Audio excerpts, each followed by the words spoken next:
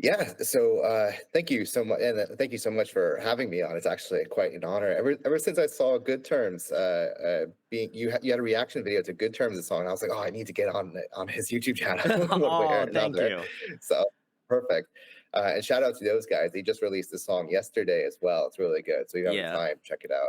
Oh, it's definitely on the list of things to listen to, certainly. But So much. The 2 days ago, this Friday was so much new music. But yeah, my name's Rob, and I am the sole member of the Sounds of Settling. So I play normally acoustic guitar, and I am trying to sing, and then I all the other instruments.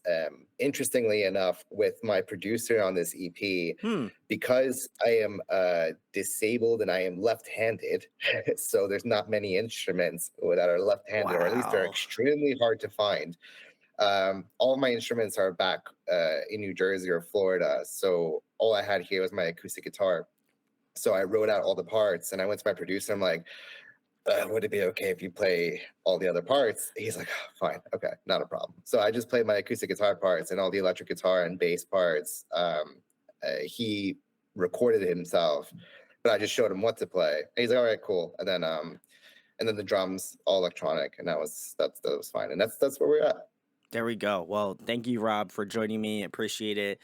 Like I mentioned earlier in the episode, I was just saying off camera how we were both New Jersey transplants. So I feel like, I feel like the nature of two New Jerseyans had to connect together over the internet. So, but yeah, I love the Good Terms guys. I still think the interview we did was some of the funniest content I've made in quite a minute. So definitely enjoy them a lot. But wanted to know about the sounds of settling. I know that in the email you sent to me, you used to be a part of a pop punk project in New Jersey, and so kind of want to go through the journey of how that started out, and how you kind of ultimately wind up doing the sounds of settling, because obviously you live in a different country now, and so how did that kind of process start out, and give me the whole story, like the whole like anthology Yeah, story of the band. absolutely. A great question. So, yeah, so about 10 years ago, that's when my last music thing ended. I was in a band called Hands on the Stereo. Okay. We got that line from a 4 Year Strong song. And we've been playing around New Jersey and like that Tri-City area from like 2008 to 2013. We even managed to like tour just a bit, like Oh, the poor nice. bands tour in a van that's got no windows, five sweaty dudes just traveling, up to the Midwest. And then sometimes we would travel with like a friend band as well, Sure. and just pulling pranks on each other all the time. And that was like, for me, that was honestly like, I feel like I feel old every time I say it's like that was the best time of my life. Those, Those yeah. were the good old days. Like, but they really were. They really were. And then like when we got to the point in 2013, it got to a point where we sat down and we said, listen, hey, we're up to a point where we have like people coming out to our shows in different states. Like, oh, this Yeah, is yeah. cool. It's like, are we gonna pursue this? Because if we do, we have to be 100% on it now. Yeah. We can't just half-ass it. And then the other decision was, or should we just settle, kind of thing, and just kind of be safe and do our own thing, so this way we can guarantee more or less have a life and a family, Sure. be able Yeah. to have money to pay the bills and stuff like that. And we chose the safer option. um, so for me, that was to go to medical school in Poland. My grandpa, you know, thank him so much, but he changed my life completely. But he was the one that called out because I was doing some surgical technician school. Hmm. Basically, that's the guy next to the surgeon. When surgeon's like scalpel, I give him a scalpel. It's like Oh, a okay. retractor, sandwich, I give him a sandwich, like whatever he needs. So I passed it to him, and I did that, and I was doing really well, and I really enjoyed like that being in the operating room. I'm like, this is Sure. so cool, but I want to be that guy cutting the person. Yeah. So I went to. Then he said, "Why don't you come to Poland for med school?" I was like, all right, cool. I took him on the offer, and it was all in English, but I do speak Polish, so most of my family are in Poland, so that wasn't a problem. If you had to talk to patients as well, so talking in Polish wasn't an issue. But from then on, since 2013, I felt like my whole music agenda just was frozen. Like I Sure. didn't listen to Yeah. any new music. I was just so focused on medicine because it just takes all of your time. You're I was gonna studying say, day yeah. in and day out. That's all I'm doing. It's just like going to the hospitals, learning as much as I can, learning, it's just books on books on books and lectures on lectures online and stuff like that. Um, so no new music. So I was stuck in 2013 with whatever Sure. bands I was listening to. Those were my playlists, plus the lo-fi study Yeah, playlists. I get that. Yeah. Yeah, that is I will say, Rob, that is like one of the best things as someone who edits all of their videos here at this computer desk. I listen to that a lot, so kudos. And it's such a reaction now because I hear it at like a cafe or something. Like I need to read something. I need I need to do work to. now. It's like a It just cognitive thought. switches. You're like it turns the switch on. You're like, man, it would be really great if I could edit a video right now, but now I'm at a Starbucks. Like I can't do it. I and then that was that, and then in 2019, that's when I graduated and got my first job as a doctor and moved to Scotland. The reason for that is I met my wife in Poland. She's Oh, Polish, and nice. thank you. And we made a deal. She didn't want to live too far from her family, and I didn't want to live too far from my family. So just met in the middle, and UK was it. And I was like, at least it's English speaking. That's fine.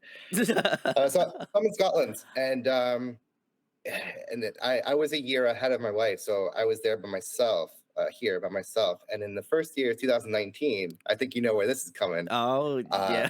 just a few Unfortunately. months later, as the first year being a doctor, the freaking COVID pandemic hit, Uh, and that was really weird. Um, Being first year as a doctor, like you're already going through a baptism of fire, learning because the practical world is completely different than what you're reading in books. oh, It's 100%. basically you're going in and the doctors are just like everything you read, forget it. This is how we do things. It's like, oh. And you couldn't have learned at the worst possible time, I think, Like, it was almost Because like, it was just like, hey, you graduated, but guess what? I'm going to put this huge omen over you. Oh, man, that's insane. Well, kudos to you, Rob, for holding up. And it's not even like it's like forget everything you know because this is what we're doing. And on top of that, it's like, oh, we don't even know how to deal with this either. So We're learning we- too.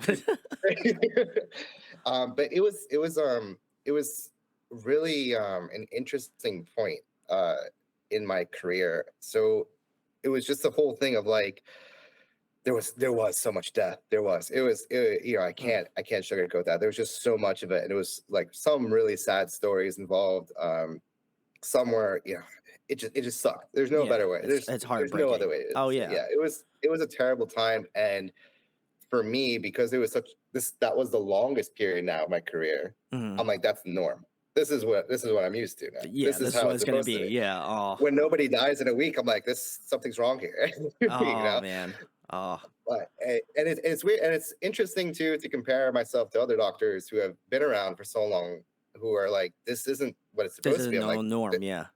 and I'm like, no, no, no, this is the norm. This is for me, it is. Um, so it was strange. And then after all that, and then living in a new country by myself, lockdown happened. Just Hmm. I was really grateful. That was another thing I thought about. I was like, I'm really grateful I have the job because at least I could leave my flat, go to work, interact with people still. Like, okay, this is great. I still have a little bit of sanity here because I'm living on my own. Sure, sure, sure. And yeah, and then just a few years I've been working, and last year, and we could divulge into this a little bit more, Hmm. but last year, unfortunately, my dad passed away Oh, sorry to hear that. on my wedding day. So it was rough and it was tragic too. But after that, I took a little bit of time off of being a doctor. And I just kind of rethought a lot of things. And I was like, hey, I think I need some kind of escape here. Sure, yeah. And I was studying music. And I was like, I really missed it. I picked up my acoustic guitar and I just started jamming in some songs. I'm like, let's just start with easy stuff. And I made this 5-song EP, trying to just kind of get into the grooves of making music again and producing, and realizing how much you suck when you're at the recording studio. And yeah, recording, and it was a lot of fun. And now I really enjoy the back end business end of things. So like trying to promote it, trying to Yeah, see yeah, yeah. how many listeners we get. I love the emails. I love doing all that stuff. So that part's just as fun for me. The only thing I won't be doing is probably performing for a while. Sure. I'll try, but I'll see what I can do and how I can manage it in my schedule. But that's the story, and that's and the reason why the name "The Sounds of Settling" is Death Cab for Cutie, Yep. great band. They have a song called "The Sound of Settling." Just they don't have the S in the sounds.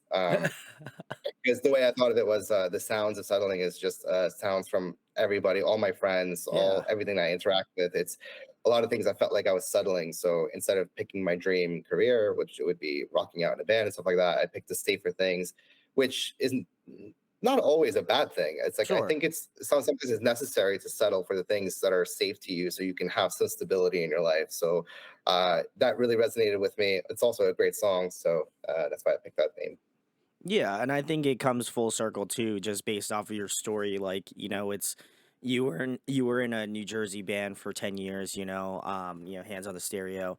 And for me, it's like I kind of resonate with that too, because like I went to school for marketing and like this is like my passion. This is the things that I enjoy doing. Like I love interviewing bands, meeting different people from, every walk of life and like why they love to do it. And I think your story really resonated with me when I got your email. I was like, holy shit, like this is something like, I mean, I didn't go to med school, but like, I feel like for me, it's like, I understand that like, music in itself is that way of escapism, and I think it's important for people to, like, as you said, like, if you do find something that you're settling on, like, in the same vein, like, find something that you're, like, scared to do, or something that you're a little bit like, it's out of your comfort zone. Like, most people don't probably know this about me, or if they do or they've been watching me for a while, they might know this, but I was never very good at communicating with people like this.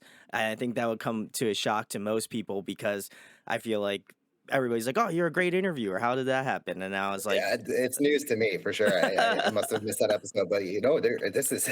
If you said that to me, I don't believe it. "Oh, okay. Well, I'm glad it's unconvincing." But I feel like for me, it's like that to me is something that I worked on, because I knew it was something that scared me. Like I hated doing public speaking. I hated doing that sort of stuff. But I love talking about music, and that was the thing that opened me up to be able to literally do this. So I got to give myself, a pat on the back every once in a while, because I think that I can look back at myself from many moons ago and be like, "Oh man, like if I just settled in the sense of like I like my music and I'm just gonna like kind of keep that thought process or something like that to myself, then I would have never done this." And so I feel like I find a lot of like correlation to what you're doing. Obviously, again, not the med school thing, but if I was to go to No, med but school, it's kind of it's isn't wild. that nice though? Isn't that nice that we can always connect with other people through, Oh yeah, obviously it's never going to be exactly obviously, but there are those things, the themes in other people's lives. That's what gets you to connect with other people, and that's what I like about music as well, because it's like maybe you never went through that same exact event that that person went through, but you definitely went through those feelings, and you went sure. through, Oh yeah. the same kind of fears or something like that. So that's why I love music so much, and just that's like another way of communicating with people. But I'm so this is great. I love it. This is the things I love. This these kind of talks. Oh, thank you. Well, and also I feel like again, my commonality is just like us just if we were just hanging out in New Jersey, and like this is like the type of conversation that I'd Just want to going to have a with like my diner, friend. sitting Yeah, down. just go to a the New Jersey vibes, the diners, all that sort of stuff. But I feel like for me it's like I would want someone, if I'm listening to their music, like I want them to seem about as real and as genuine as possible. Like I feel like all the time we kind of look at artists and we're like, "Oh my god, like there's no way they're like us. They're doing like big stage, big tours, big stages, stuff like that." And I very rarely have met anyone doing this where I didn't feel like they were like humble or genuine. And in fact, I feel like most times they're like, "Oh, we're not that big." And then meanwhile, they're like, playing to a sold out crowd or something like that. And it's great. Like that's like one of the best and coolest feelings is that like, as you mentioned, Rob, like being able to connect with people, because I think music is that it doesn't matter if you're like French, Japanese, whatever, like it's that connection that music has to you that just makes you feel like, man, like I might not have personally experienced this same situation, but like as you said, people deal with loss. people deal with like stress, anxiety, people deal with like some of those tougher issues that I feel like a lot of like alternative artists really have taken under their wing and just started to write about. And I think gives you that connection that like would feel with your audience, but also in the same point it's like they understand what you're going through even if they're like a massive band. And I think that I find a lot of comfort in knowing that like I'm not the only one who experiences those things. So I got to give you kudos for being able to speak your truth and your emotions, because I feel like that's putting yourself out there, certainly. So I got to give you a lot of It kudos. was definitely scary. Yeah, thank you so much. Those were actually really probably the kindest words I've heard so far Oh, no about problem. my music. Thank you so much. But yeah, the way I think of it too is just like when you're with friends and you're like looking for a playlist, it's Hmm. like, or even when you're by yourself, you don't necessarily look for like, "Oh, I want a playlist around this band or something like that. Sometimes you do, sure, if Sure, you're looking yeah. for music, that's. But most of the time, it's I'm feeling sad. I need a sad Yeah. playlist. Or I'm It's like, happy or and I'm feeling, I'm yeah. happy. I'm at a party. I want like a party music. Let's get it going on. It's Yeah. just it's always you're looking for the emotion that matches with it. Sure. Um, and that's I strongly believe people should be going more towards for the emotion that your music brings. So and there's like I, I I love how like even certain chord progressions, certain sounds Yeah. that Oh you could be yeah. putting in that will elicit those emotions as well in a person as well. And like tones. It's such a when I go to the producer, uh, Mark Tyndall, for me, that was such an important thing, and he understood right away. He's like, yes. It's like we went through lyrics, and he's like, this is making me tear up right now. So we're gonna make these parts like sad, lonely, Yeah. one instrument, like that. I love it, and it's just trying to bring those metaphors in musically without the words, even. So it's such a it's so nice. Yeah, no, 100%. And I wanted to ask, because you did mention Mark as being your producer, like how did that process come to be? Because I feel like when you're finding your producer, like that's like, I feel like that's like almost like a matchmaking situation. You're like, oh, what's gonna fit my sound? What's gonna do this? Like, how is this gonna change this? We go to a different producer. How is that going to change my sound? Like, how did you and Mark wind up connecting? And obviously, how did he kind of become part of the process? So it was when I started writing music, I had, unlike not like when I was in New Jersey, I had so many connections in the music scene. Oh So I yeah. knew like other musicians, some producers here, and so like, oh, I know who recorded this band around here. Is it Nada Studios? Is it Jesse Cannon, Mike Ottinger? Who else? Yeah, whoever's in New Jersey, like Sure, I sure, sure. know where to go. Here, it's like I knew no one. So I'm like starting from scratch. I Oh. felt like, oh, I'm going back to the VFW days, like, uh, fine. So I'm like, I'm doing research now. So I'm just sitting. Okay, I met some buskers here. Okay, I got their names. Let's see if they're playing originals. Cool, they are, and who recorded them. And then I managed to find their Instagram to find other bands that were. And then I realized when going through lockdown, everything was closed. So Sure. for a while, I was just convinced Dundee, where I live now, is just a ghost town. I was like, there's nothing going on here. But then things got picked up, and that's when I started looking into things again. And I started finding more bands. I'm like, oh, these bands are actually really cool. Some of them, it's like, I could tell you self-recorded at home. You could probably do a better job, but still, I like your content, I like the music that you're making. It's good. Mm-hmm. More and more, and then I found like the producers. I'm like the ones that live close by, because some of them traveled obviously to Sure. Yeah, go yeah. and record, and I didn't want to do that. And I found a couple of Dundee producers, and I'll shout them out too. One was Zara. She's got oh man, I can't remember her production agency though, but her name is Zara, and she's great. She's lovely. I talked to her for a little bit, but wasn't my vibe Sure. just yet. And it was important for me. I wanted to pick the right person, and I found some other producers. It was like Guy Galactic. He did a remix on one of my songs, which I'm excited to show later in the Oh, future. nice. So Okay. doing that.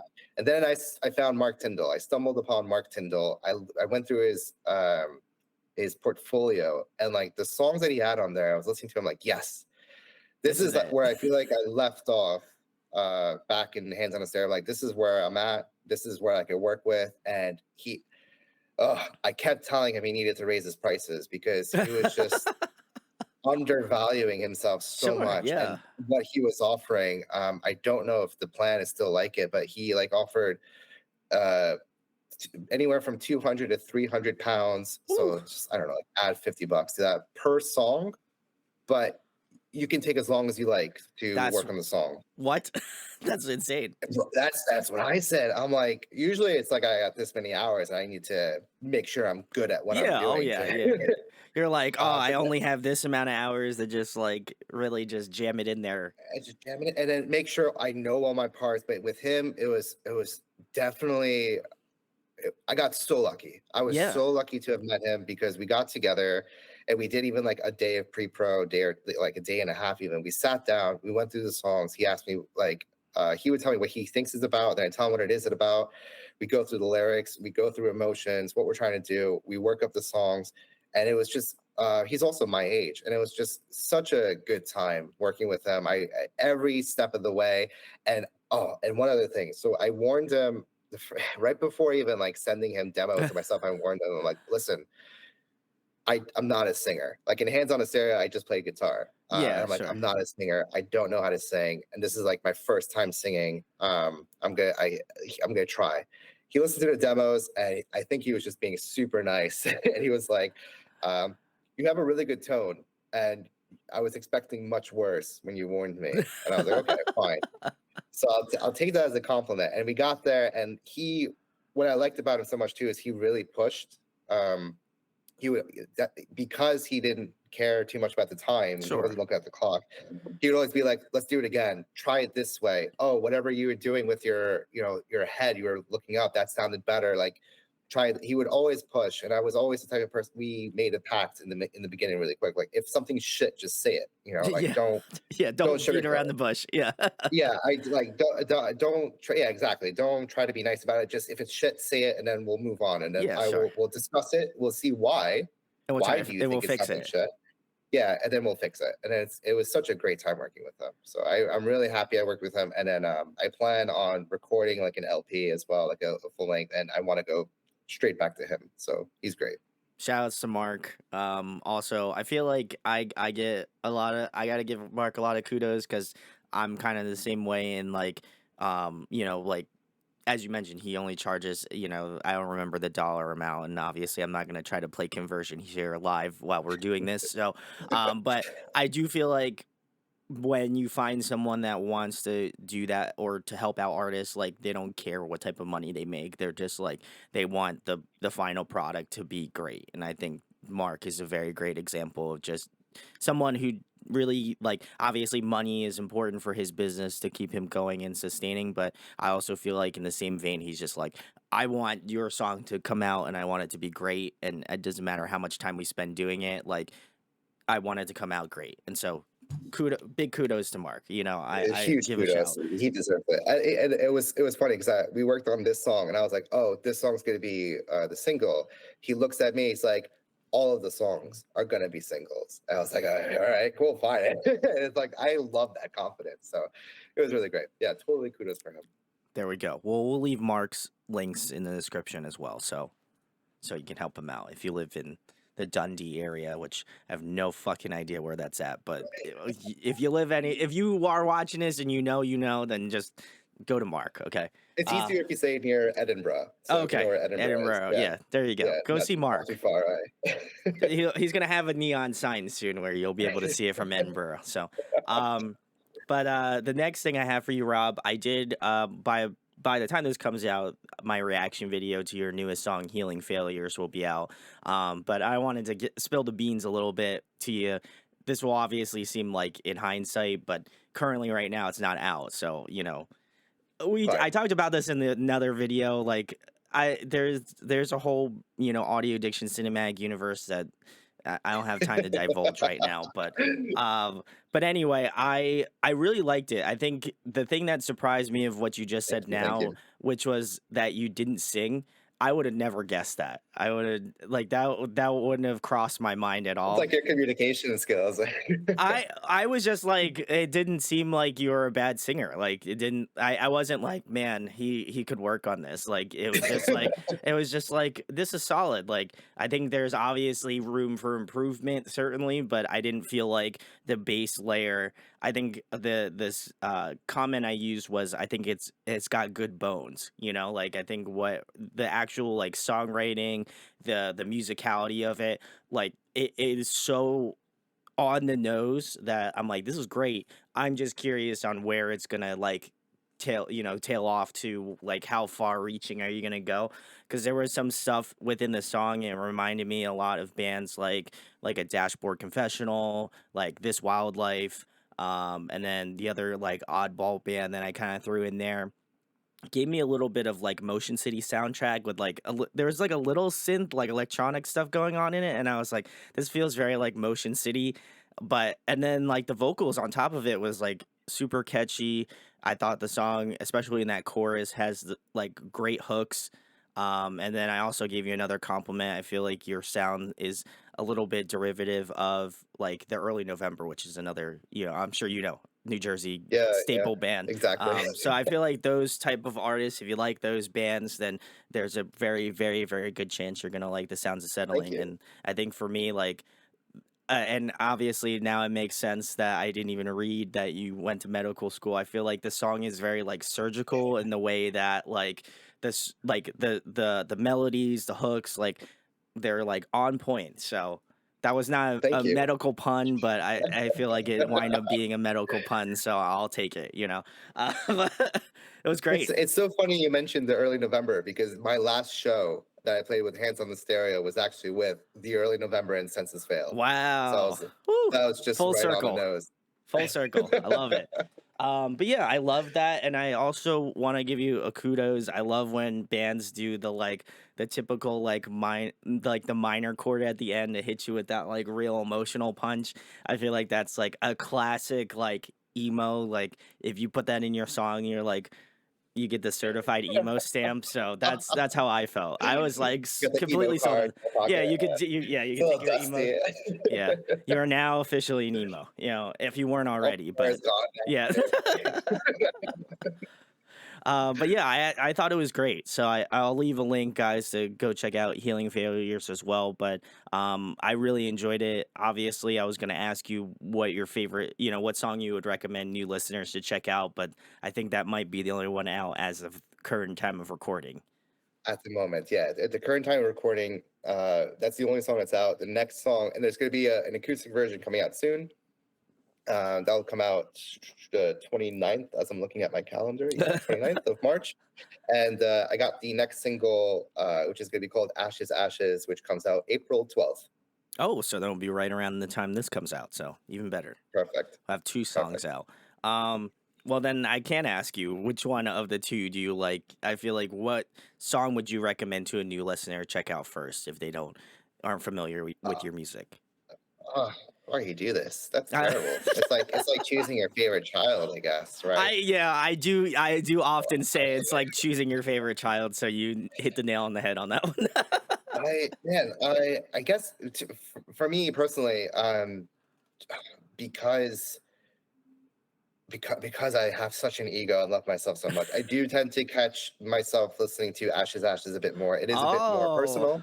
okay, So I could talk about that one, and we could sure, talk go about ahead. what Healing Failures is about too. But Ashes Ashes, so that's the one when I mentioned it's about my dad Oh, who died last year, and why to me it was such an interesting perspective is because I was there during the week he was in the hospital, and it was oh, unexpected to happen, and it was such a weird thing of playing both the son, trying to be supportive and like what does he yeah, need, try to get through the day and make him happy and stuff like that, but also playing the doctor.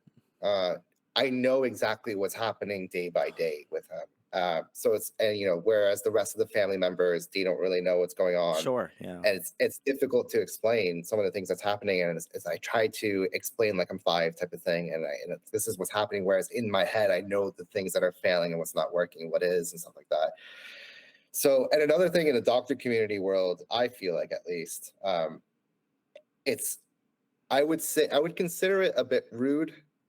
Maybe not rude, but it's weird when you're a doctor not working. Like let's say like in that scenario, like, I was there. It would be weird if I were to tell the other doctors what they should be doing, Sure. if that Yeah. makes Yeah. sense. Yeah. I got you. Yeah. Yeah. So like it's not my dad's not my patient. I have to put all my trust in them because Correct. they're the doctors for this person now. I Sure. need Sure. to Sure. back off. And that was such a really hard thing to do because I felt the same way if I'm working here because that happens sometimes where like a family like a someone's grandpa comes in, they're they're the doctor or whatever, so they start saying, "Hey, why don't you do this?" I'm like, "We will take care of things. Like your head's in a different game right now because you're biased. You love Yeah. this person. Like we get Sure. like Sure. I have a disconnect with this patient at least. Let me try to do the things that work." Um, and playing those two parts in my head was definitely like for a first. I've never had to deal with something like that. Sure. Yeah. And it was terrifying. And then, the whole thing with he died, like the days and days were gone by, and the only reason why we were there in the States in the first place. So that was the first time I got to see my parents since lockdown. So I was stuck in Scotland for about 2 years, like a little over 2 years. I get there, and both of them, both parents end up in the hospital in two different hospitals. Mom had COVID, and now it's just another nightmare, but she's okay. Um, but they were both in different hospitals, and dad was day by day getting worse and tragically died. And where Oh. was I going with this? Oh, and he died on my wedding day. Oh. So, and that was the reason why we tried to get there in the first place. I know it's quite tragic. So on Oh the my morning of God. my wedding day, it was a tiny wedding. It was just going to be very, very, very close family members in the States, no friends or anything, because we had a big wedding in Poland later. But we just wanted a wedding for them to make because they Sure. weren't able to make it in Poland. And it just all went to shit. So that whole song was just going through those feelings of playing the son, playing the doctor, and just it's a very fast. It's angry. Sure. And another thing is be, it's so strange because it happened at such a weird time because this happened right after COVID and stuff. And then with COVID, when I'm experiencing a lot of these deaths, you have other patients to take care of. So it's like you don't even have time to really think about Process it. Yeah. the process, the death that you just dealt with. It's like, cool, confirm the death. Are you done? Go to the next patient. You go to the next room with a smile on your face, and they don't know Mm. what just happened in the next room. Whereas so this is already starting to incorporate with me because after dad died, it was like a weird defense, like coping mechanism, where it's like, okay, we gotta start cleaning out the house, we gotta start dealing with all the insurance, we need to start dealing with Wow. all this. Let's go to the next thing. Like my brain was just switch into let's work. We got to do the next thing. I did like it was a few months after until like I was able to sit down, reflect, and like break down. I was like, oh my Sure. god, Yeah. what happened? Oh. Uh, so all those feelings, and I hope that it kind of shows in the song as well too when it comes out on April 12th. And it's just like angry, and I always felt like we never had enough time to see each other because I was always also in Poland for the six Sure. years before. Yeah. I got to like once or twice a year. So I have this one line where it's like never enough is enough, I guess. Hmm.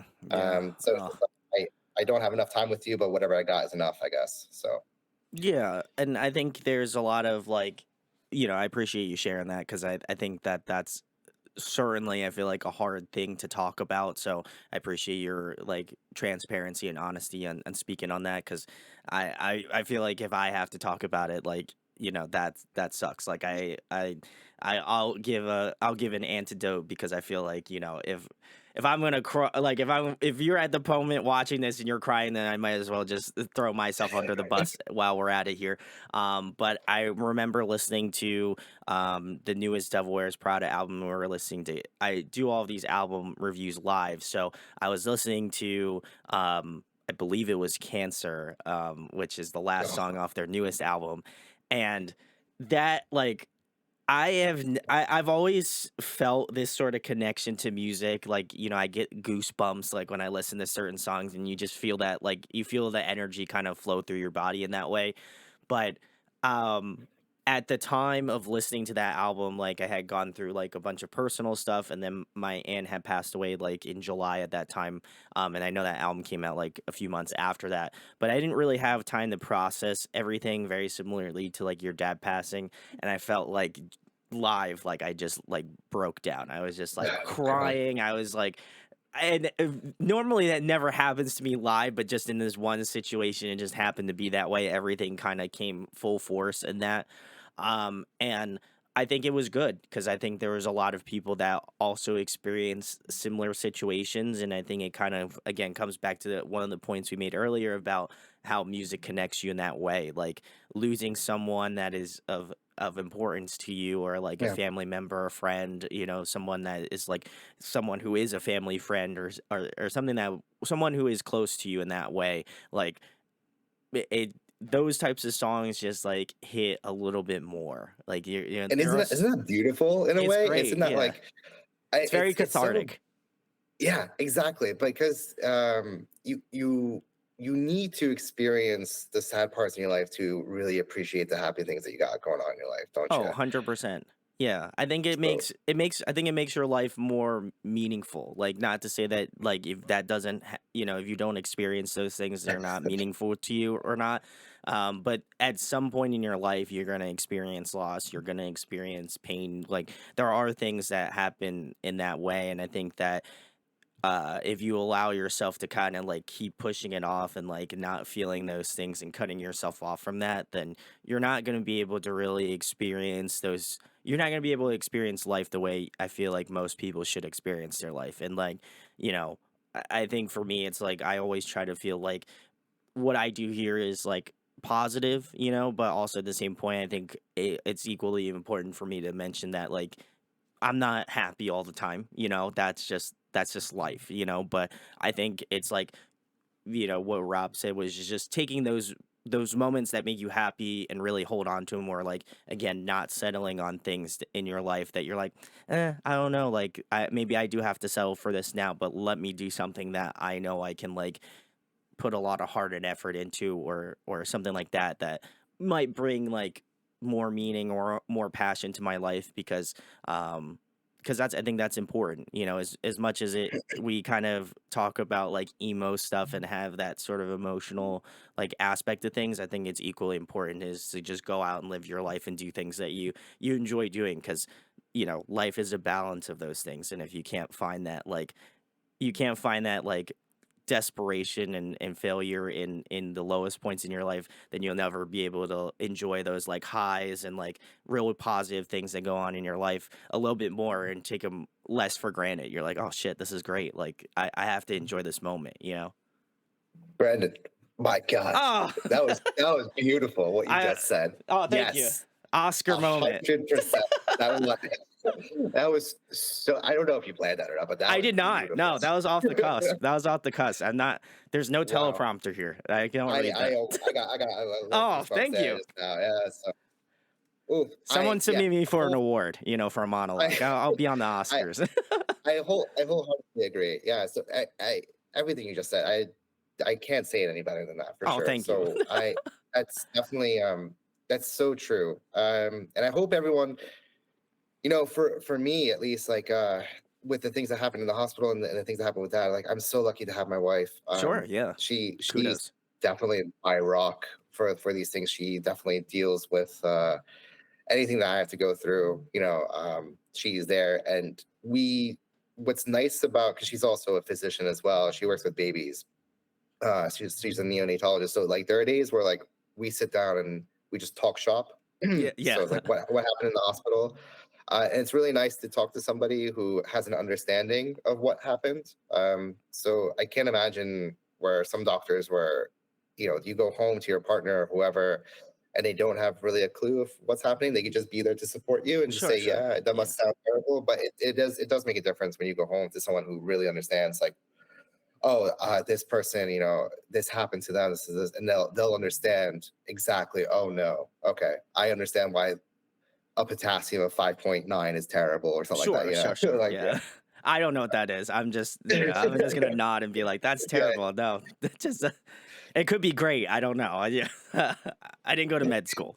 I feel like that's a common thread that I'm just gonna keep saying that, but just in case people forgot, you know. But no, I feel that like my mom. Shout out to Mama Z. She used to be an RN, so like I'm pretty familiar with like the medical thing, and I think that during COVID, like also kudos to you, Rob, and your wife, like for people who are in the medical field, because like I think that was such a tough time, and I think it still kind of is like somewhat a tough time for like doctors and people, physicians, like people who are in the medical field. So big salutes to all you guys for doing what you do because it's not an easy. If anything has proven that over the past couple years, it has not been easy.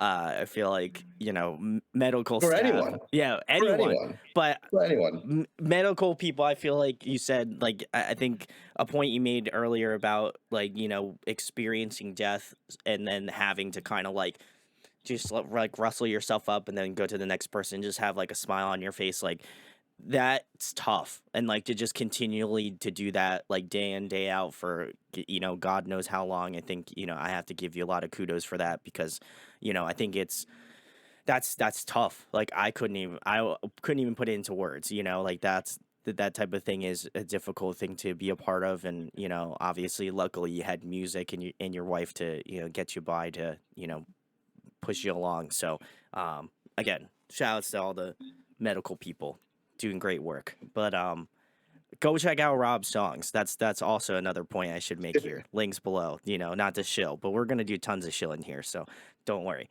Um, the next question I have for you, Rob, is a question I'm very curious on in terms of where you started out, but in regards to music and your musical journey, who were kind of the first artists that got you into music? Who were like like watching on MTV or like going to see local shows? Like who were some of the artists that like really got you motivated to be in a band and start writing music, and then who influences your style more currently now? Sure. When I first, I always played a little bit of piano, and that was like growing up with Polish parents, and they were like, "Oh, you should learn piano." They got some music teacher that would come over, and I'm like, "All right, cool. This is boring." Immediately, I learned I didn't like to play covers. I didn't like to play other people's music. I like to create. I was able Sure. to like, oh, I wonder what this sounds like. I'm like, oh, let me make a song out of this. I much enjoyed that. And then the only reason why I would learn covers is to learn new techniques or learn new tools that I could have in my artillery that I could use for my own stuff later on. So that was fun. But in terms of what kind of music I really enjoyed and listened to, uh, I things on the radio, I never really thought like, oh, this is cool. I would love to be a musician because of this pop star, whoever's on the radio at the time, like, Britney Spears, NSYNC, whoever, all pop music, or Foo Fighters. I remember on there, Third Eye Blind. Like these were like, oh, these are cool songs. I like it. I never really thought to pick up a guitar or anything until um, a friend of mine, his cousin was in a local band. And he was like, "Oh, let's go check out my cousin. He's a drummer. He's in this band." I was like, "All right, cool." And that's when I submerged myself to the local scene because I saw like these four dudes playing. It was just the music wasn't the greatest. And I remember watching them. They were called Tornado Fish, and I'm watching them like, Oh this my is the god. most amazing thing ever. Like that was my first show. Like this is This amazing. is it, yeah. Um, and he played the drums, and he was like, "Yo, you should just buy a guitar." I'm like, "I don't know how to play guitar." He's like, "Just buy one." I was like, "All right, cool." So I went, bought a guitar, left-handed. I go, he's like, "All right, just start playing." He started playing like Linkin Park, and I'm like, "I don't know what to do with this at all." And I don't even know how to hold a guitar. So it kind of collected some dust until I went to high school. And it was honestly the what got me to start playing music seriously were these two dudes. Remember their names, Joey and Noel. I went to their house and they were like, "Oh, just bring your guitar, we'll teach you." I was like, "All right, cool." And I went, biked all the way with my guitar on my back, and I got to them, and they played together. They both played guitar. "I'm Not Okay" by My Chemical Oh, Romance, and I'm sitting there, eyes wide, jaw dropped. It didn't sound good. Like if I were to now look at it, I'm like, that sounded terrible. But at the time, yeah, like yeah, 15-year-old yeah, year old yeah. me Oh was yeah. like, What? this is amazing. Like Yeah. you guys played a song really well here. Like this, and I'm like, oh, you guys need to meet my drummer friend. You guys should do a band together. And they're like, yeah, sure. And then they did it. And then they quickly taught me how to play bass. Somebody had a left-hand bass just laying around. I was like, okay, weird. Wow, sick. They handed me, and we played Face Down by Red Jumpsuit Apparatus. And Oh, they're like, "Okay, nice. 4 chords, super easy. I'm like, fine. They taught me it. And just because I already have a little bit of music theory background, I know like when to switch and stuff like that wasn't a problem. And we played Face Down. I'm like, guys, I think we're a band.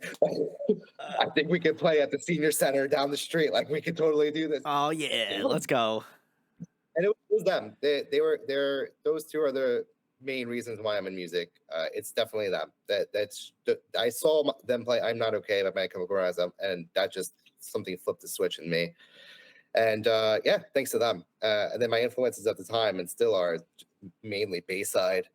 Oh, I love Bayside. Oh yeah. Seen them like 30 times. Oh God, I love them so much. And Taking Back Sunday, um, Mayday Parade. I was really into the pop rock stuff. All Time Low. Those were the types of bands I was listening to. I like Pierce the Veil, and I also like some screamy stuff, Oh, like The nice. Used. Can't think of any off the top of my head just now. But after this hiatus of like not playing music, another thing that kind of gave me like the proper switch, because after the whole thing with my dad, and then my friends invited me to go see a concert, and it was a band I've never heard of before, and I was like, yeah, sure, it's probably some jazzy band, okay. Because they mentioned like, oh, there's like trumpets and saxophones. I'm like, okay, fine, not my style. But they're called Easy Life. If you've never heard of them, you should. No. I saw them live, and I was again. It was the same emotion, like You're Ratatouille, just yeah. going back in time, 15 years old me, and I'm like, this is amazing. Like it was the same exact Oh, feeling I that's had. awesome. And I was like, I want to play music again. Like this is awesome. I definitely recommend Easy Life. I've been listening to them nonstop since. All their music's so good. It's a vibe. It's not like pop punk or anything. I wouldn't even know how to explain it. I guess like in indie music, I guess, sure. Indie pop. So good. And then another band I discovered recently are called The Lottery Winners. They're also like, they're not a local band, but they're not on a major label, I think, yet. So, but they're big enough to like sell out some venues Sure, and sure, stuff. So sure. they're really cool. And then other bands I'm listening to now, I'm still listening to the classics. I'm loving all the bands making albums I still love back in 2013. Paramore released an album. Yeah. Pierce the Veil released an album. All Time Low just released an album. I'm really into Louis Capaldi. Love that guy. Yeah, he's great. Yeah. I think it's just because of the sadness Oh, he he's gives great. off. Yeah. Oh, yeah. It's so, and then you see his interviews, and he's just like A saying like goofball. shit, fuck, yeah, like pussy, saying all these different words. I'm like, I didn't expect this from you. I didn't even know you were Scottish until I saw this interview. He's got like a thick Scottish accent Yeah, when he he's does. talking. He does. Yeah. It's like I didn't expect this. So those are the things I'm listening to nowadays. Those bands.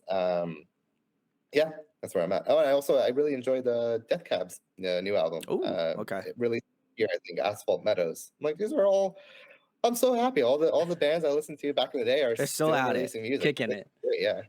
I love that. I also have to give it a shout out to Louis Capaldi. This is my never-ending journey to get Louis Capaldi on the show, so we can be absolute goofballs together. So God, I when it hope. could happen, that'd be sick. I would die of happiness. I see my shout out to my coworker Chris. He always sends me the Louis Capaldi like TikTok videos, and he's just They're like so off good. the rails. He is just like the most like insane human being ever. But then you listen to his music and you're like, there's no fucking way this guy sings this music Right? and is that unhinged. Like so big It's salutes to him for being him. and It's he awesome. just released a song 2 days ago. So whenever this comes out, this today is the 19th of March. He just released a song 2 days ago. I forgot the name of it because I have my release radar just listening to it, but I realized it's him right away.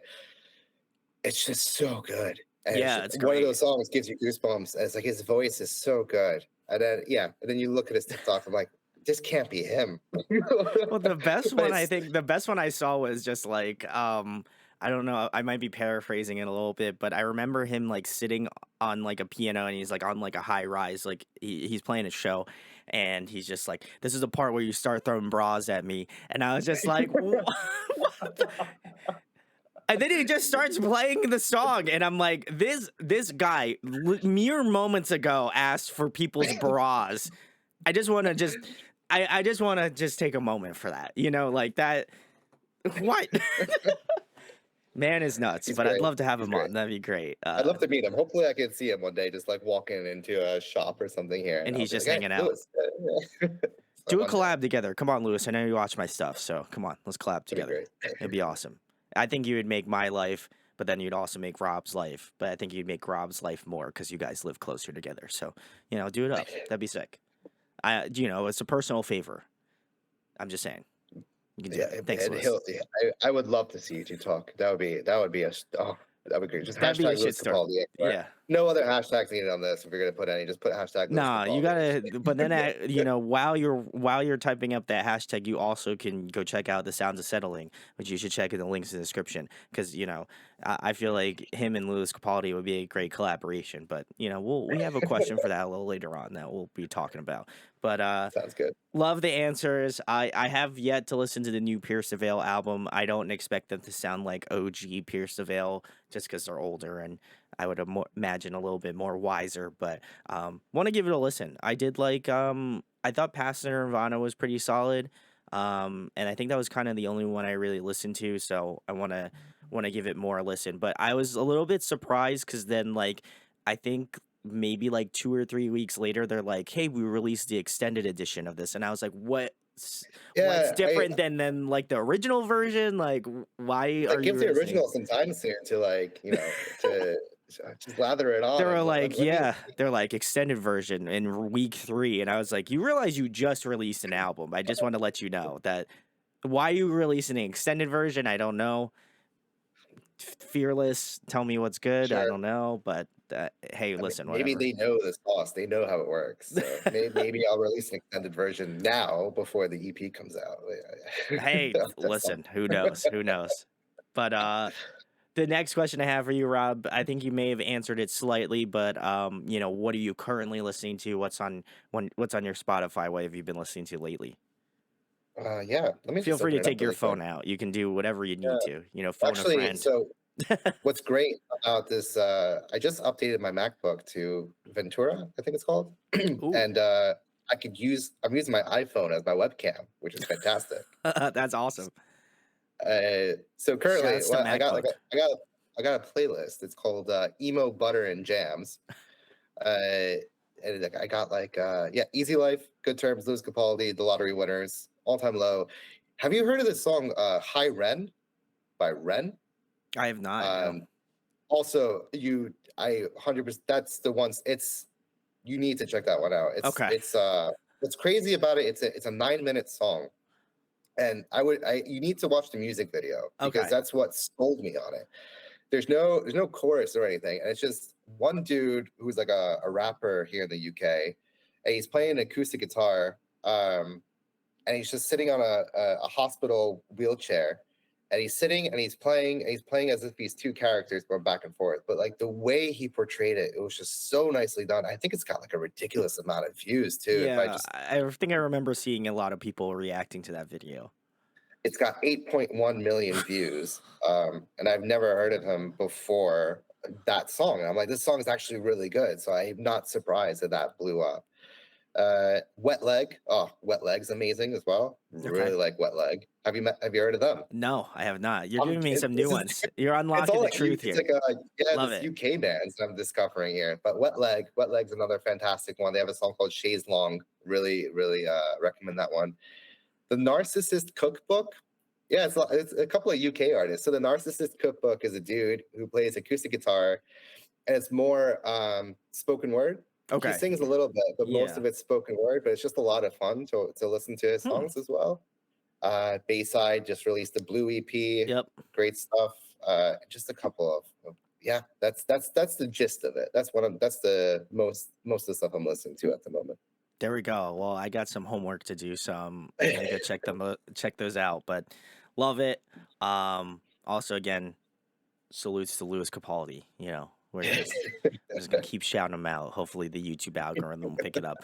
Also, if you want to like get healing failures to like 8.1 million or whatever, just do it up. That would be really sick. Just put it on, while you're like cleaning your house. Or Put just it have it on on, repeat while have it on you sleep. repeat Just when you yeah, sleep. just sleep. Yeah. Great song to sleep to, just like all around good vibes. So I mean just rack up the Spotify numbers. That'd be really sick, So do it up. From me to you. Next question I have for you, Rob, is I know you mentioned earlier about in your earlier years not being a big fan of cover songs, but is there any song that you would like to cover? Oh, if I could sing like Louis Capaldi, man, let me tell you, I I just a couple of hours ago. So Tyndall, my producer, Mark Tyndall, Hmm. he has his flatmate is also a recording engineer. His name's Kieran Smith. He also records music and stuff like that. Flatmate, sorry, I'm using like UK terms. His roommate, You could, is I kind of assumed as his, much. his roommate in his apartment. So I was filling out information for some stuff in the U.S. And I put like the day before the month, and they're like, "This is wrong." I was like, "Oh, put the month first. Fine." we're Anyway, we're so he's real got a dumb here, roommate. so it's all right. It's okay. Point it out. He's got a roommate. His name's Kieran Smith, and he records music. He's also so both of them together are in a band called To Kill Achilles. If you like Touche Amore, it's Oh, very in okay. that kind of style, very like emo, but like yelly, hard music. Oh It's yeah. it's really good, and they're releasing music as well too now on the 23rd of March. So they got a new song for the new album coming out. But Kieran Smith, above all else, he's a drummer for this hardcore band, and he records all types of kind of music, like very indie electro music and stuff like that. And today just goes on Instagram, he's like, "Hey, I just want to sing a little bit of that new Louis Capaldi song that just came out." And it's so good. It's so good. I saw it and I was so angry at how good he sings, and I didn't know this. It's so unfair. I'm like, That's "You're a so. drummer. You shouldn't be singing like this."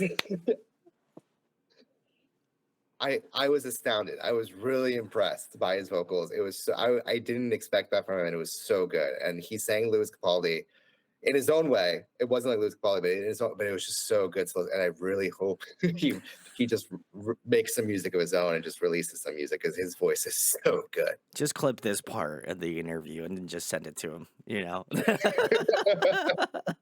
in case he didn't, in case he just didn't get it in person, then you can actually have it forever forever enslaved like online, it's just like forever. I just commented on it. It's like, fuck, this is so good, but that it didn't show the emotion I had Exactly. when I So actually saw now it. I'm gonna have to. you can I clip definitely this will. and then So you can say this is exactly how you felt. He's gonna look right at you as you say it. We couldn't have planned it out any better, honestly. So love it. But yeah, no, I feel like honestly, I feel like you could do a Louis Capaldi song of justice, and like in your own way, the sounds of settling. I think you could rock it. I got it. I got we'll see. faith. We'll see. I have We'll faith see. you I'll can do it, try. Rob. I believe in you. You can do it. You'll be the first one I send it to, and then you have to Okay, tell me what you think of it. All you got it. I'll do right. it. But guys, if you have any suggestions for the sounds of settling in regards to a cover song, drop them in the comments. I'm sure he's gonna check them out. So, who knows? May see a That'd cover be song. cool. Yeah. If somebody actually does write down a recommendation, I will just sit down and try my best to cover it. And yeah, I'll do it for There you sure. go. See, he said he'll do it. I didn't actually convince him to do anything, but like he did it. He wants to do it. So there you go. Have at it, guys. That's your free reign now. Um, Next question I have for you, Rob, is a fun one. I'm curious how you're going to answer this. What is your favorite food to eat? Everyone knows, like any of my friends and family members, they'll just know it's pizza. It's got, I could write you a full like 120-page dissertation on pizza. They freaking love pizza way too much. Do you have any Anybody specific toppings? Like, are you just a plain pizza guy? I so I definitely love trying out pizzas plain. Um I'm definitely just a pepperoni guy, but I Oh, also okay. like the occasional jalapenos. I like my pizza spicy. So, Okay, okay. That's good. and I will, I think you can definitely, agree with me on this that Chicago is not real pizza. That deep dish lasagna they got over there, it's, take that away. You gotta take the name It's off. basically like And pizza cake. It's like pizza cake, man. Come on. It's like a but pot pie of pizza, you know? I was in New York with a friend one of my good friends, he's from Germany, and we went to New York together. And we went to in front of a pizza store in New York City. And it was like $1 pizzas, and he asks me. He looks at me. He's like, "Are you sure this is good pizza?" I get it. It's a dodgy place. It's got whatever. Yeah, He yeah, looks at me yeah. like, "Is this good pizza?" I'm like, "We're in New York. All pizza Everywhere's here baked is good." goods, yeah. Like, what's wrong with you? Like, I didn't To be understand fair his though, question. he's from Germany, so like, Yeah, it makes sense, you know. it makes sense. He needs everything to be very logical and needs to know the Yeah. answer to things. So It's I just get like, it. "Oh, But it's $1. How good could it be for $1?" You know? And then I imagine he was, like, blown away by how good the pizza was. I think he was impressed. He's definitely someone that's hard to impress, and he tried a bit of it. He was impressed that that was a $1 pizza slice. So Well, I mean, again, going back to the former point, he is German, so I feel like he might also be hard to please as well. No offense to the Germans, love you guys, but I mean, come on. You guys, you're hard to please a little bit. Come on. You gotta level with me a little bit here, you know? But yeah, no, I feel that. I feel blessed to be on the East Coast because I feel like, East Coast got the best pizza. Don't, especially like the Northeast, man, like New York, New Jersey, Pennsylvania, like absolutely, yeah. a few guys can fight me in the comments that you have the best pizza, but you're deep down in your heart, you're wrong. No, they have to know they're wrong. They are wrong. It's a fact. That's There's, what. Listen, that's the real reason why I had Rob on here is just to back me up because he's a former New Jerseyan. I'm still from the tri-state area, so I feel like we're tag teaming here. If it was wrestling, like I tagged Rob in and he just hit you with the elbow. So love it. Let us know. Again, I gotta agree with Rob's point. I don't believe that deep dish pizza. I don't. I feel like deep dish pizza is not real pizza. It's no, like it's not. Sorry, man. yeah, can't confirm that. Like, if you can give me a 120-page dissertation that deep dish pizza is actually pizza, then I would actually consider it. But if there's no like, if I'm not getting any DM or I'm not getting any like email with said dissertation, then I'm gonna have to believe you're wrong. Then, I don't want to upset my fan base, but come to the tri-state area and then have Yeah, pizza. you got to stand your ground sometimes, Brandon. You I got to got. show. I'm It's very the truth. The truth here. I'm Yeah. very like I'm very PC, I keep it all on one level here, so I'll We're leave not it that. saying the world's flat here. We're just saying deep dish pizza is not pizza. It's We're it's not that's all saying we're that. saying. Yeah.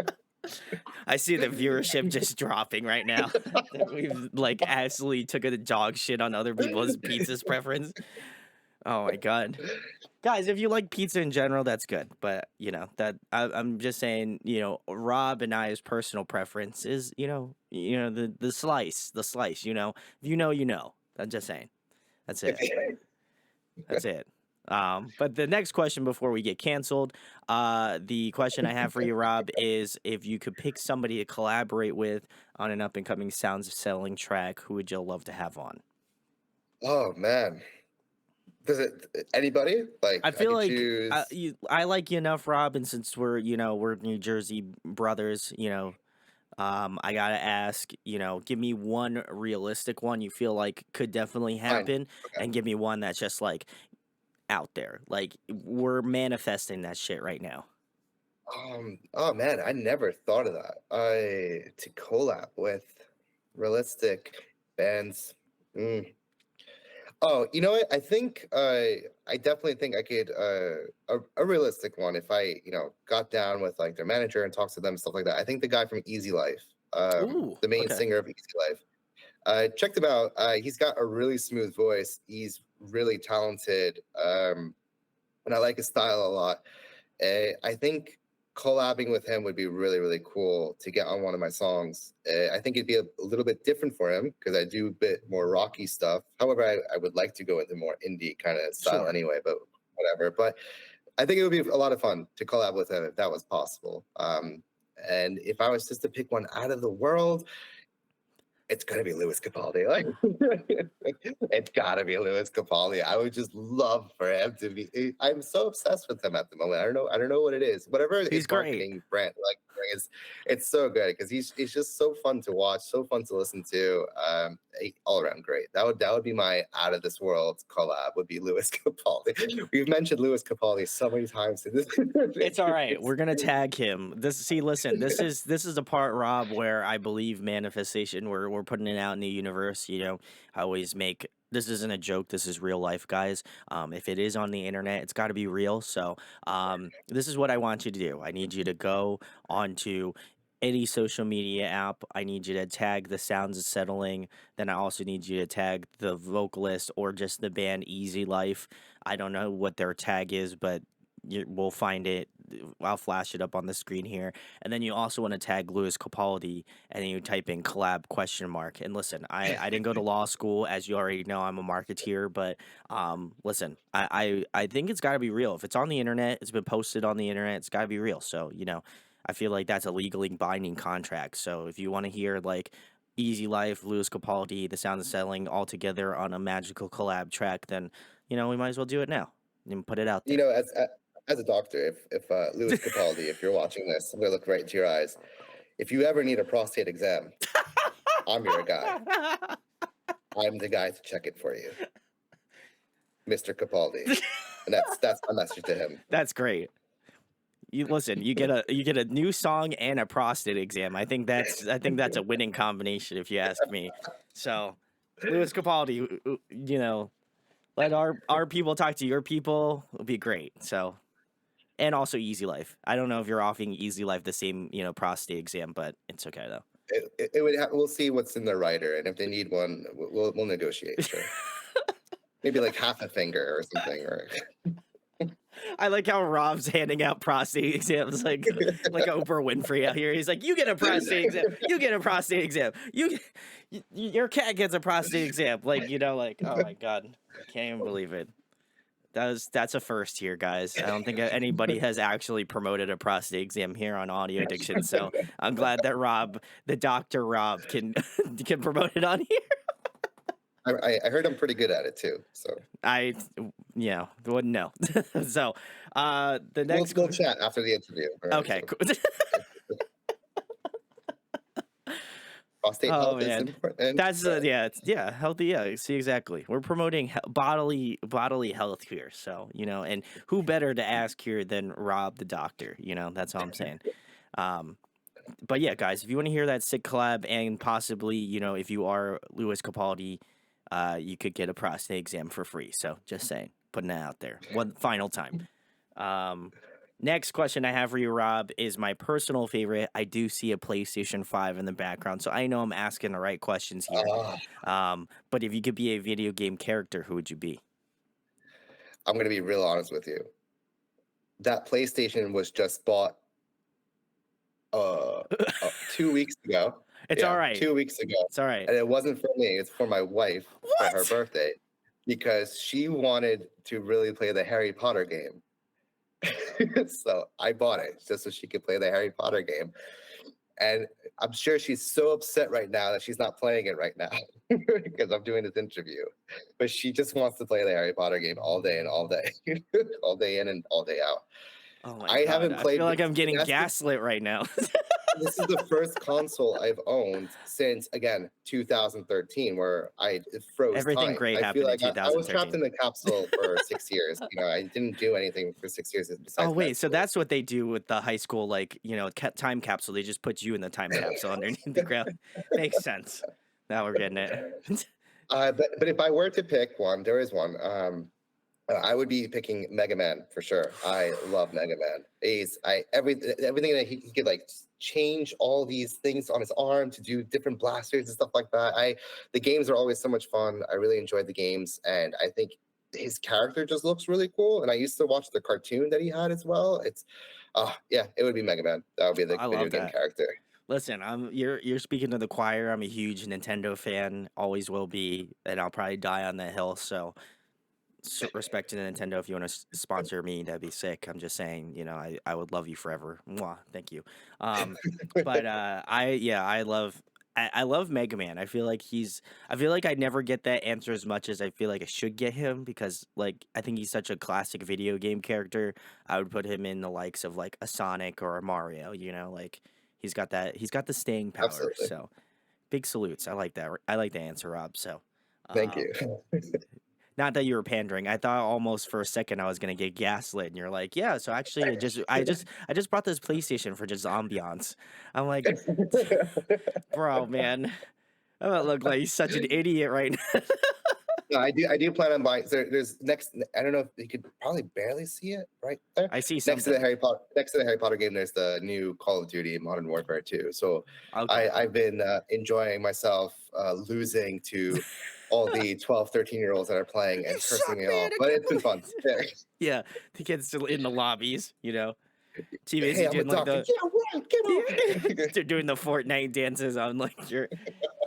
Oh, great. Teabagging me in the game. Teabagging, Yeah. yeah, of course. Well, Uh, listen, it puts a little hair on your chest, So, um, nothing rings truer than a 12-year-old calling you out and telling you suck at a video game. So, I think that lets you grow. It builds character when that happens to you.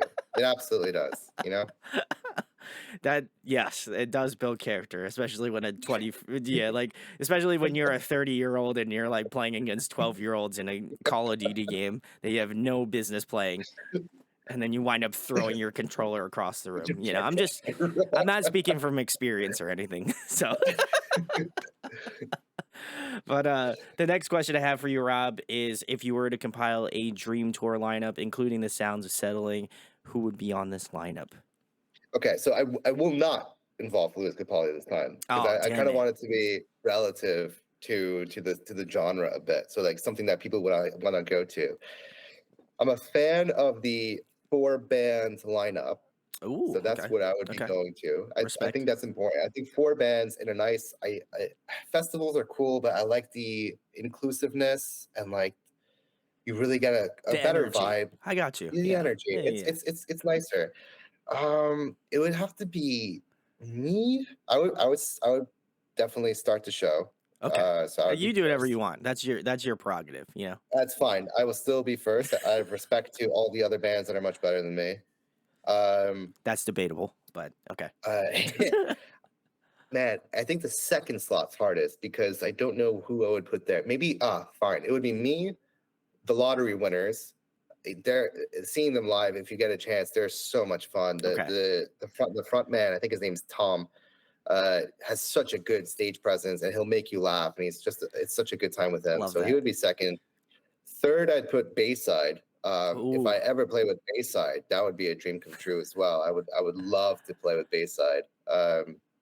I've seen them like 30 times, like I said, Oh, and I'm and sure. Yeah. they would be one I would love to just play with. And to headline the show, it would be Jimmy Eat Worlds. I think that would Ooh. be yeah. I really enjoy Jimmy Eat Worlds. I didn't mention like listening to them recently now because they haven't released anything new or anything, but I still go back to listening to their songs and Bleed American. It's such a classic album, and I see that they're going on tour. I think with Manchester Orchestra, if I'm not wrong. I think they're Yes. going on tour now together. Yeah, so I'm glad that they're still playing gigs and everything. So that's my lineup. There we go. Me, Sounds of Settling, the Lottery Winners, Bayside, and Jimmy World. That'd be perfect for me. I love that. That's great. I also gotta give a shout out to Bleed America because I did pick up that rec. I buy a lot of vinyl. I'm a vinyl fiend. And I picked that up a little whiles ago, but I every once in a while when I'm feeling real, like let me listen to some emo stuff. Stuff I grew up listening to. I always pull that album out and listen to it. I'm just like, man, this is such a classic. It's It like is. It's such a such a classic. Yeah. classic. It's so great. So if you haven't checked it out, what rock are you living under where you haven't listened to it and you need to come out of said rock and listen to that album because it's great. So also I love that you keep mentioning Bayside because as also again a former New Jerseyan, such a staple band. So if you haven't checked out Bayside, do it. Like I feel like for me, like they were never a band when I was growing up I really listened to, but now I've gone back and kind of listened to their stuff. Shout outs to my other friend Chris. He was like, he's also a huge Bayside fan, and he was just like, "You need to check out Bayside. Like, how I haven't you like done your homework on them?" So I did give him a listen, and I'm like, "This is sick." I'm like, it's not like something that I go back and listen to all the time, but like every once in a while I'll put them on and I'll be like, It "Damn, it's so yeah, good." they're it's not it's a strange one, isn't it? Because it's either you love them or hate them type of thing. I feel like at least they're in this weird thing. They just got I think the Times article or something, some big Oh, article where nice. Okay.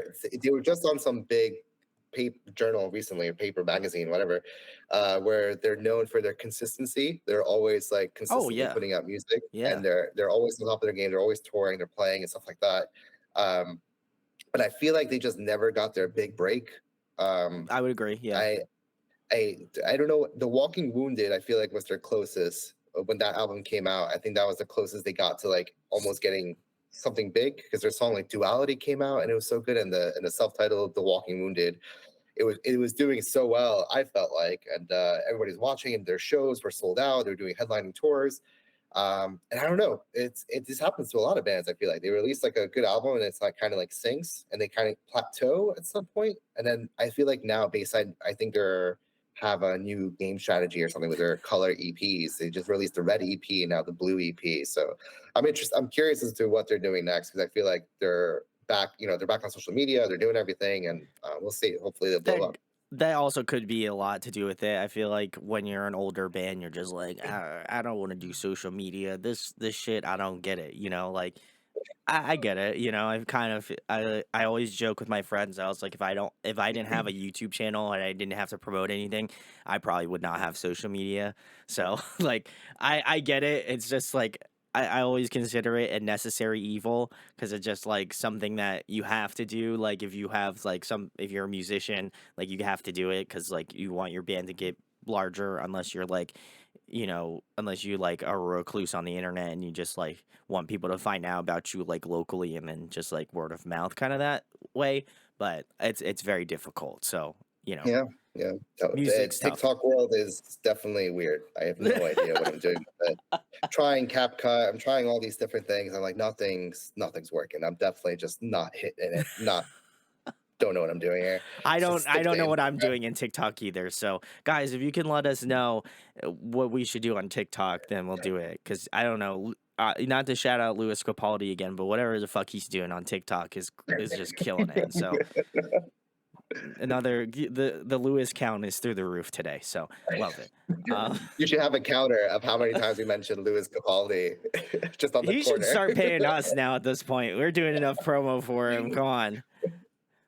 I told you, Lewis, come on. You're gonna get a free prostate exam if you come on. So that'd be kind of sick. I don't I don't know personally. I'm not doing the prostate exam, so I can't say for certain. Uh, but the next question I have for you, Rob, is favorite TV show, favorite movie. Favorite movie is easy. It's Scott Pilgrim versus the World. It's so good. It's definitely it's. I feel like it's a blend of top three, but that one always beats it. It's Oh going to be yeah. number one. So it's Scott Pilgrim's up there. I love it. It's again, I was young when I first saw it in theaters, mixing video games and music, and it was from a comic book. I'm like, this is and the cast was phenomenal. Cast is great. Um, Yeah. it was yeah, that's such a good movie. The soundtrack, where Beck did most of the music, all so good. Metric song was on there. Like everything about it was the story, like everything about the movie, it was so good. Storytelling, going through the seven evil X's. And I didn't read the comic book before, so I had no idea what to expect. So it was just such a fun movie to go through. Oh yeah. It sucks that it didn't get the credit it deserved. It didn't do well in box office for whatever reason, but it has such a cult following Oh now. yeah. Like Oh people are yeah. Oh doing yeah. crazy Scott Pilgrim things and um, cosplaying and stuff like that. It's fantastic. So that would be the movie. And was it TV show you said? TV show, Uh, correct? Yeah. uh so hmm, favorite TV show, man. Uh, That's tough. That's tough because I got like a top three ready. Hit me with the Which top one? three then. fine. It would have to be South Park. I really so this is no order, but South Park. I really like South Park. I like their new episodes. I really enjoy watching them. I think that might be the old person in me. It's just No, it's great. the, I love it. the Yeah. jokes grew up with me. So like they're not doing like fart jokes anymore, but they're actually doing like smart jokes that are with what's going on with current events and stuff. So that's great. Rick and Morty, I like more cartoony shows, but yeah, Rick and Morty's great. I love all the weird physics and universe stuff in Rick and Morty. That's great. Um, and I fell in love even more with the show because every time I'm doing night shifts at the hospital, we have like a doctor's mess. So like all the doctors can go there and like try to get a nap, or just there's a TV there you can watch shows. Like There's like relax, Netflix yeah. and relax and chill. And It's Always Sunny in Philadelphia is always playing, and I've watched through the show at least twice now, just all through all the seasons. It's so funny. It's just one of those you hate every single person on the show, but that's why you love it so much. They're all so unlikable, but it's the reason why I like the show so much. Oh man, they're all terrible people on the Oh show, yeah. but Yeah. that's why I love it. I gotta agree with you. They're like they're like the most garbage people you can think of. But like somehow they have this like likability trait that you're just like, fuck. I'm like, they're so likable, but like you would never want to like be friends with them. Like you Yeah, yeah. Isn't that so weird? Exactly. I like you, but I would not want to be friends with you. By all You're like, means. your life is so chaotic that it's like watching a car crash, you know? Like it's like a 10 car pileup on a highway, but you're like you can't look away. Like that's I feel like that's like the best way to describe It's Always Sunny in Philadelphia to people who haven't watched it. It's just like it's a 10 car pileup, but you're like so invested in watching the show that like you can't stop watching it. Like every time I think about that show, I think of like dumb clips, but the one that always sticks out to me was the one where I'm pretty sure it's Danny DeVito's character takes like I don't know if he takes like acid or shrooms or something, and he's like it's just like the POV of him like running through people's houses and like jumping over shit, and I'm like, what type of fucking shit am I on right now? Like, there's no way that this is like I am sober in like every aspect you can possibly think about, and I was still like, am I on drugs right now? Like, is there did I accidentally take drugs? Like that's how I felt, even though I know I didn't. You know, it's just like that type of wild shit where you're just like, oh god, I'd hate to be like that person in the room that like Danny DeVito comes running in like fucking half naked or whatever. Like Jesus Christ, that'd be terrible. Or like there's an episode I love so much where he's at a party. I can't remember the context of it, but they're at a party and they're trying they're the D and oh my god, I forgot his name already. Her brother in the show. Well, they're Oh yeah, together. okay. I know who you're They're, talking to, about. I can't remember the name either. Yeah. they're together. They're together, and they're trying to find out what other people think of Danny DeVito's character. And he's in a couch. He's inside the Yeah. couch Oh trying my to god, listen. I know it's funny. Oh. And it's getting so hot in the couch. He's naked in the couch, but he felt like that would be enough.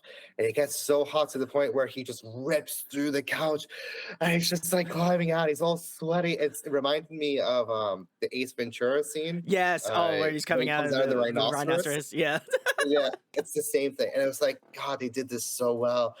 It was so perfect. And then they also have like some serious moments that were also like the newer episodes and newer seasons are doing more some serious things, but it's just so beautifully done. So Mac, which is Rob McElhenney's character, uh, he had this like total issue with trying to come out to his dad that he's gay.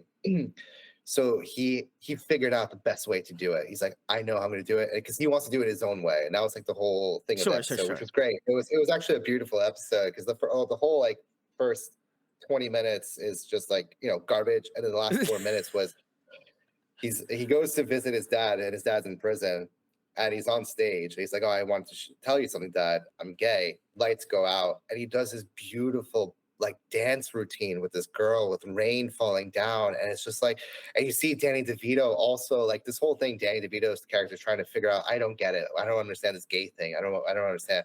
Then he watches it, he's like, I get it, and that's the end of the episode. And it's just like it comes Oh, full circle. But the whole dance routine, if you could find just the dance routine on YouTube, it's just so beautifully well. You would not expect it from these garbage I was people gonna, yeah. to do a scene like They this. And literally it's just like, put like a wow, pile of shit, and then like there's just like a little sliver at the bottom where it's like nice and clean, you know? piece of gold. It's a Yeah, piece piece of of gold gold. right there that you want to get it That anyway. you're like, man, there's a piece of gold there, but I have to like rummage through this entire shit to get it. Is it worth I'm it? doing it. I got to do it. Yeah. I'm doing it. Guys, if you can give us a better give us a better summary of that, it's always sunny in the comments. Let us know. I feel like I feel like Rob and I came up with a pretty good explanation for the show, but love to know what your thoughts are. Um, Next question I have for you, Rob: if you were trapped on a desert island for the next month and there was one album you could bring with you to listen to, what album would it be? One album. It would be hmm.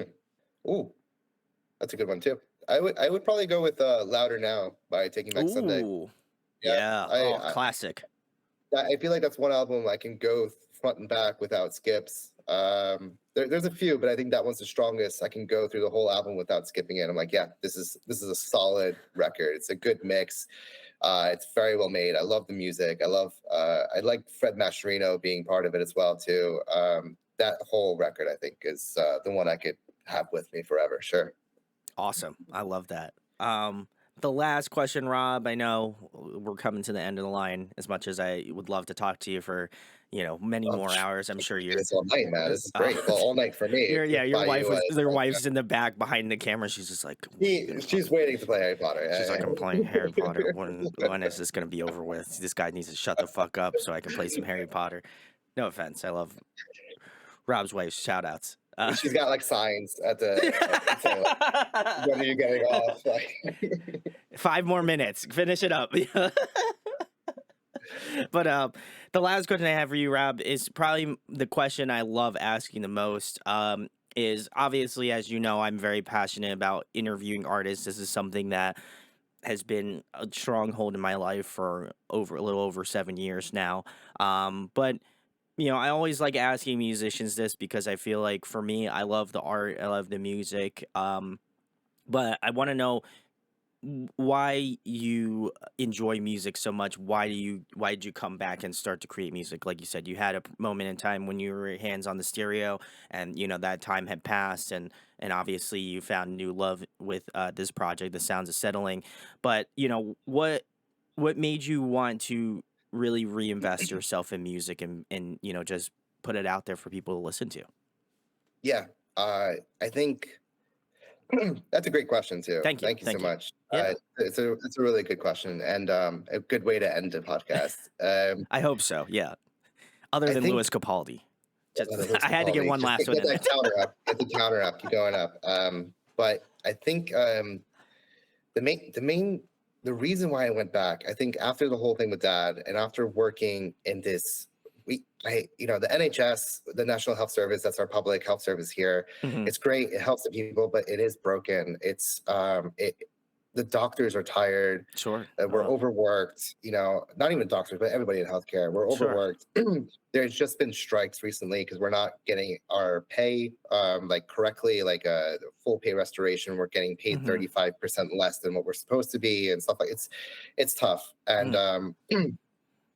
my dad, I think he's the main inspiration for going back into it. Really, it's just that he was always like a hard worker. He hustled through his own life.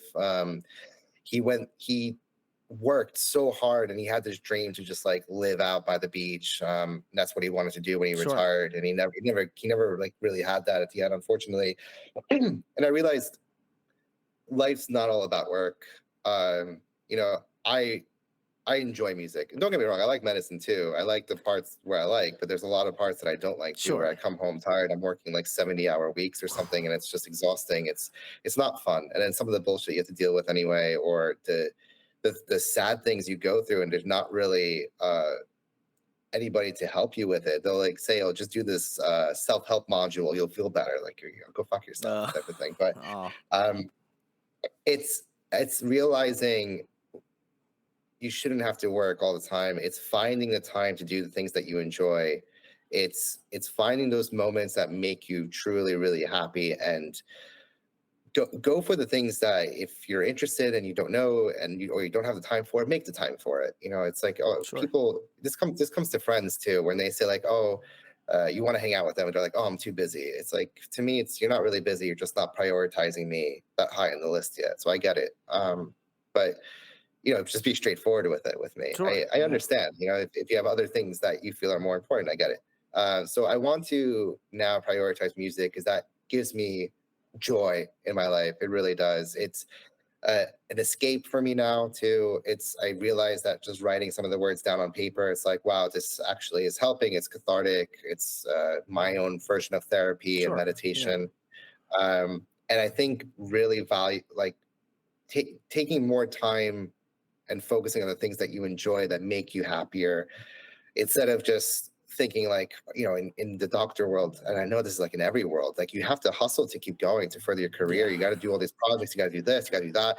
If you want to climb the ladder, it's like, for me, it's not fun. That's work, Sure. and it's, Yeah. you need something on the side that, hey, this is my hobby, this is fun. If it gets big, fine, cool, that would be fantastic if I could have that, dream lineup. But if it doesn't go anywhere, that's fine too. I'm really happy with just making music, releasing it. If it gets to elicit some kind of emotion in somebody, fantastic. If somebody comes up to me and says, you know, I really resonated with this song, I felt a certain way, that would make me really happy. I don't need a shit ton of people to say it to me. Even like if one other person said it, like that's enough. Like I'm really happy about it. But first and foremost, the person I'm trying to make happy with this music is me. I Yeah. want to be Sure. happy, and that's why I went back into it, because I realized the joy I had back in the day. It was for different reasons. For when I was younger, 10 years ago, it was, I just want to be a rock star, and like have all the rock star things in life, a writer and going on tours. Like now it's just, wow, I actually just really enjoyed making music. That was Yeah. actually the funnest part to it. Yeah, that's why I went back into it. That's great. I feel like for me too, like, and you hit the nail on the head. That moment earlier where you're like, "Did you plan this out?" I'm guessing you're not reading off a teleprompter either. But like for me, like I kind of am the same way in regards to doing YouTube and interviewing artists. Is like if I make money doing it, cool. Like if not, then I'm still gonna do it. Like this is something that I love doing, and I feel like it's important for me to share my love of finding different artists or people that have a really cool story, much like yours, where if I can try to highlight that or share that with other people, then that's what I want to do. Like this music has meant a lot in my life, and I know everybody uses the cliche of like, "Oh, music saved my life," but it truly did, and I feel like I owe that to the people that make this type of music. That they have such a level of dedication and a lot of love and emotion and heart into it that they deserve that spotlight just as much as I try to give it out to people. And so I feel like the community here is just great, and I hope that people really check your music out. That's like my biggest goal, is that I'd hope people just check out this interview, and if they know you, great. If they don't, then I hope that they check you out and they give you a really good listen and follow your journey, because I'm excited to see what you're doing, and I hope that that excitement carries on in this video, because I really enjoyed the song, Healing Failures, and I'm excited to listen to the next one. I think it's Ashes, Ashes by Ashes, or Ashes, ashes, Ashes, ashes, ashes. Yeah. Ashes, Ashes. So I'm excited to listen to that as well when it comes out. But I do feel like, your journey has been a hard one, but I'm glad you're been able to share that experience with other people. And I hope that people can find that sort of solace in what you do. So, absolutely excited to see what you're doing next. And I think that is the perfect segue, Rob, into tell them where they can find you out on social media, what you have coming up in the next couple months, and anything else you would like to plug. Yeah, thank you so much, Brandon. Again, it was so much fun being on here. It was actually so much fun talking to you. This Oh, was a lot thank of you. fun for me. I wouldn't have been doing anything else on a Sunday evening, so I did something fun. And yeah, you can find me on any platform you listen to your music. It's The Sounds of Settling, not by Death Cab for Cutie. So just look for Healing Failures. That's the main single that's out. You can find it on Spotify, Apple Music, and any other platform you listen to your music on. I also got a music video out on YouTube. You can check it out and listen to it there if you want. And yeah, coming up, I got some more songs coming out, and the whole EP should be out by June 7th. Ooh. And that's it. And we'll see what you guys think. I'd love to hear what you think. There you go. Well, guys, go check out The Sounds of Settling. Really excited to see what Rob is doing. And like I said, really enjoyed Healing Failures. I'll leave a link for that reaction video down below. There also might be one for Ashes. Ashes, Ashes. So, check both links. But while you're there, also check the links to go follow Rob on Spotify, Apple Music, Bandcamp, TikTok, Facebook. I can keep going on, but you get the gist. The They're all gist is there. Go follow him. He's definitely worth your time and giving a listen to. I was really excited to have him come on the show because, like I said, the storyline spoke to me, and I hope that those sorts of feelings or connections that you have with what Rob does, I hope that is translated well to you guys. So please go check him out. If you enjoyed this interview, share, like, and subscribe. It goes a long way. And again, Lewis, we're gonna give one final shout out. Listen, it's here. Rob the doctor's on the scene right now. You could have a sick collaboration that's in the works right now, and then get a colonoscopy. I mean, I don't feel like anybody out here is offering quite the deal that Rob's offering right now. So get it while it's hot. But anyway, seriously, go check out Rob's band, The Sounds of Settling. And again, huge thanks to Rob for coming on. Much love. And thank you. Thank you, Brandon, so much. It was an honor. Thank you so much.